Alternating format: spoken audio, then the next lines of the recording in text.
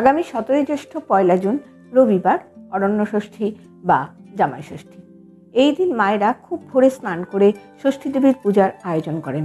স্নানের সময় 6-6টি দুব্বা, একটি নতুন পাখা, একটি বোটাশুদ্ধ পাকা আম নিয়ে স্নান করে ভেজা কাপড়ে সেই পাখার হাওয়া ও দুর্বার জল সন্তানদের এবং জামাইকে দিতে হয়। এতে তারা শারীরিক সমস্ত সমস্যা থেকে মুক্ত হয়।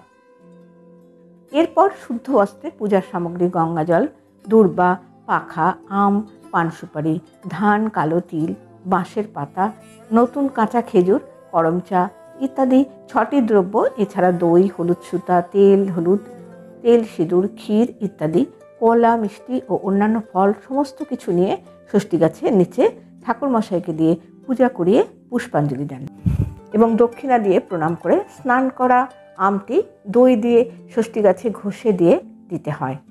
দুর্বাগুলি গাছের গোড়ায় দিয়ে দিতে হয়। গাছের গায়ে তেল, হলুদ ও তেল সিঁদুরের ফোঁটা দিয়ে মাকে পাখার বাতাস দিয়ে প্রণাম করে ব্রতকথা শুনতে হয়। ষষ্ঠী গাছের নিচে পুজো করা হয় বলে এই ষষ্ঠীকে অরণ্য ষষ্ঠীও বলা হয়ে থাকে। সন্তানের মঙ্গল কামনা ও দীর্ঘ জীবন কামনা করেই মায়েরা এই ব্রত করে থাকেন। ব্রত শেষে বাড়ি গিয়ে সকলের হাতে হলুদ সুতো বেঁধে দেন। এরপর সকলকে প্রসাদ দেন, নিজেও প্রসাদ গ্রহণ করেন।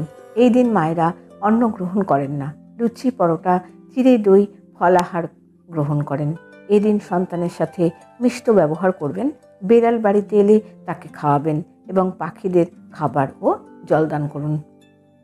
ভিডিওটি শুনে যদি আপনাদের ভালো লাগে তাহলে একটি লাইক দিয়ে অবশ্যই চ্যানেলটিকে সাবস্ক্রাইব করবার অনুরোধ রইল।